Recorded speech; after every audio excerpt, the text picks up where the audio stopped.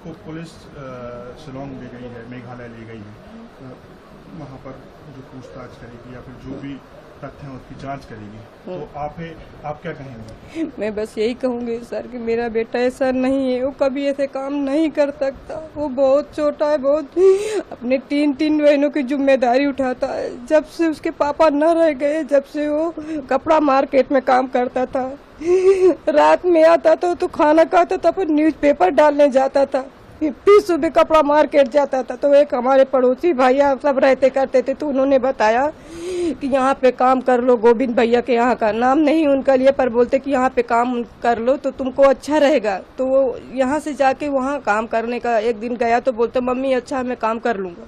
बस वहाँ काम करने लगा, 2 साल काम करते उसको हुए।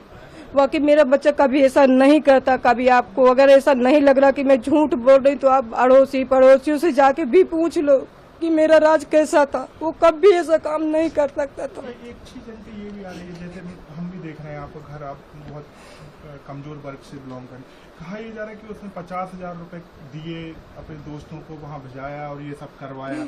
अब क्या इतने पैसे उसके पास रहते थे? कभी नहीं रहते थे भैया। मेरे को 10,000 महीने में, कहीं 10,000 दिया, कभी 12,000 देता था। इससे आगे मेरे को कभी नहीं देता था। इतना ही हो पाता था। चाहे उसके ऑफिस में जाके और पूछ लो, पता कर लो कि वो क्या बोलते हैं, वो 50,000 रुपए कहाँ से पाएगा।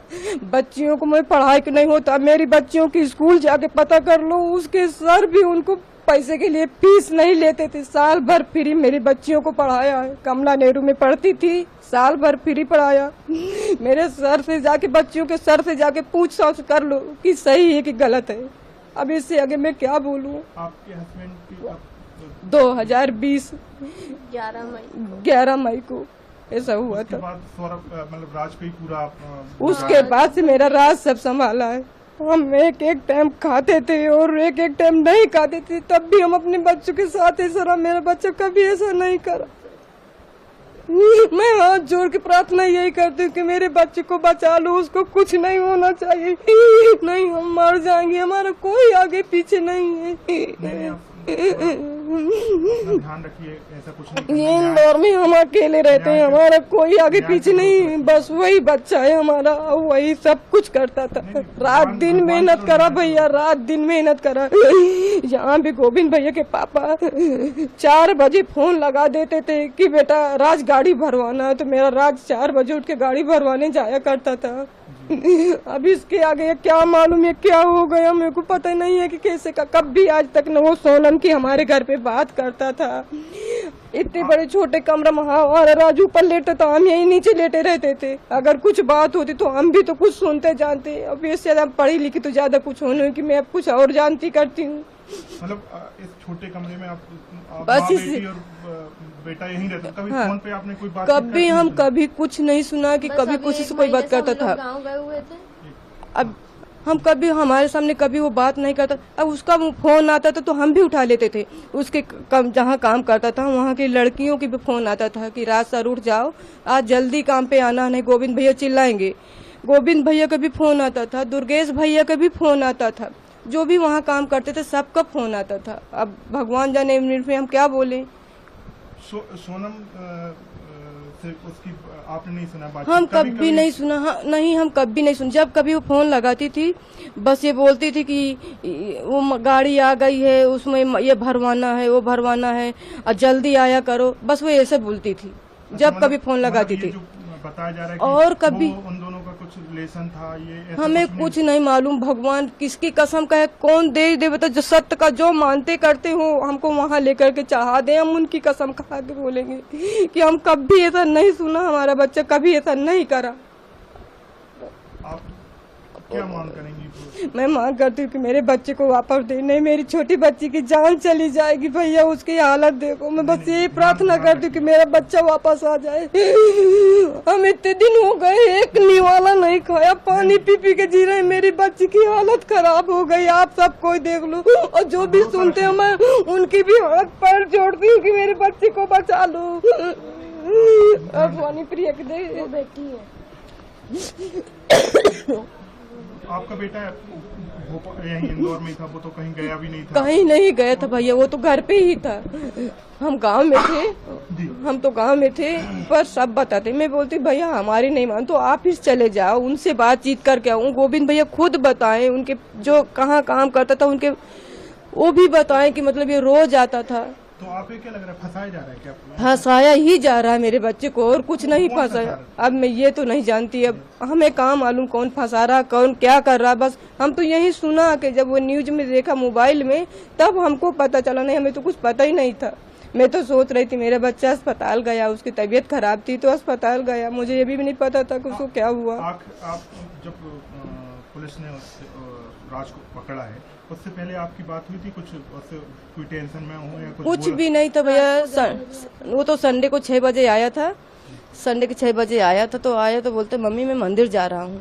तो मैंने बोला कि मंदिर जा रहा है कि, तो बोलते, मैंने बोला फिर नहा ले बउआ, नहा के भी मंदिर चले जाना। तो बोलते कि हाँ। सुहानी को बोलता सुहानी मेरे कपड़े निकाल दे। तो बेटी कपड़े निकालने लगी उसके, और नहाने चले गया। नहा के आया तो मैंने बोला बेटा आम रस बनाया है, मैं पूड़ी बना देती हूँ, खा ले फिर जाना। तो बोलता मम्मी मेरे को बुखार है, सर्दी है, मैं कुछ खाऊंगा नहीं। मैंने बोला ठीक है। फिर वो चला गया, मेरा जी नहीं लग रहा था। तो मैंने बोला 7 बजे मैं फोन लगाया, मैंने बउआ कहाँ, मंदिर पहुंच गए हो? तो बोलता कि, मैंने बोला अकेले गया कि और कोई साथ में गया है? तो बोलता नहीं मम्मी मैं अकेले नहीं गया, विनय भैया है, उसका बिक्की का भाई राज, तो विनय भैया है। तो मैंने बोला ठीक है, अगर ये साथ में रहते तो मेरे को टेंशन नहीं होती थी। फिर 11 बजे, तो मैं 11 बजे फिर से फोन लगाया। मैंने बउआ कहाँ पे हो? तो बोलता कि घर पे है मम्मी, मंदिर नहीं गए, देर हो गई थी तो इसलिए हम नहीं गए, बिक्की के घर पे है। बस भैया इतनी मेरी बात उससे हुई, इसके अलावा कुछ बात नहीं हुई। ये संडे के दिन संडे के दिन की बात है, संडे के दिन की। हाँ बस सुबह से मेरा राज घर नहीं आया। और आप थाने भी गई थी आप? हाँ गई तो थी। बहुत प्रार्थना उनसे किया, बहुत दुआ करा कि एक झलक दिखला दो। बोलते नहीं नहीं, मैंने भैया मैं दूर से देख लूंगी, मैं आपके पैर पड़ती, मेरे को एक झलक दिखला दो। लेकिन नहीं दिखाया उनने, वापस कर दिया। मेघालय लेके गए हैं, तो आपने कुछ सोचा वहाँ पर जाओगे? हम नहीं जा सकते, हम कैसे जा पाएंगे? हमको कौन लेके जाएगा? हमारा कोई तो है नहीं इधर कि हमको कोई लेके जाए। कोर्ट में कैसे आप लड़ाई लड़ेंगे? कुछ सोचा है कि उसको न्याय कैसे दिलाएंगे? अब तो ये भगवान जाने, हम तो कुछ नहीं सोचे ना हमको कुछ आए। अब हमारे भगवान है जो भी करेंगे। हमारे पास पैसे भी नहीं है, अब वो चले गए तो हमको तो ये है कि हम किराया कैसे भरेंगे? ये किराए का घर है? ये किराए से रहते हैं। हाँ, बच्चियों की फीस वगैरह? बच्चियों की फीस वही करता थी, इसीलिए गांव नहीं गए भैया। नहीं मैं कभी कुछ होता ही नहीं, गांव चले जाते ना हम सब। उसकी भी तैयारी थी, बोलता मैं गाँव, मैंने बोला चले आप 10 दिन में आ जाएंगे। फिर हमारे मम्मी की, सास की हमारी तबीयत खराब थी तो बोलते कि कुछ दिन रुकना पड़ेगा। तो राज बोल, हम गए थे यहाँ से 25 अप्रैल को। 25 अप्रैल को गए थे। फिर वहाँ पे हमें भतीजे की शादी थी 30 मई की, 30 अप्रैल की शादी थी। तो हमने, हमारा भतीजा यहीं आ गया था। तो बोलता है कि बुआ तुम चलो, राज को रहने दो, राज जब पास में शादी आ जाएगी जब आ जाएगा।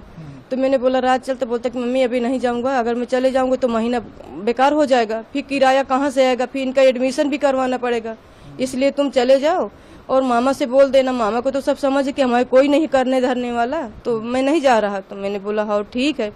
फिर बोलता मम्मी चलूं क्या? तो मैंने बबू मत जा, अगर तू भी सही बात चले जाएगा तो कौन करेगा, फिर किराया कहाँ से भरेंगे। फिर सुहानी प्रिया के एडमिशन, इसका कॉलेज को तो देखेंगे जैसा भी होएगा, पर उसका 12 तो करवाना ही पड़ेगा। तो बोलता हाँ सही, इसलिए भैया वो नहीं गए, नहीं वो भी चले जाता तो कहे काज ऐसा होता।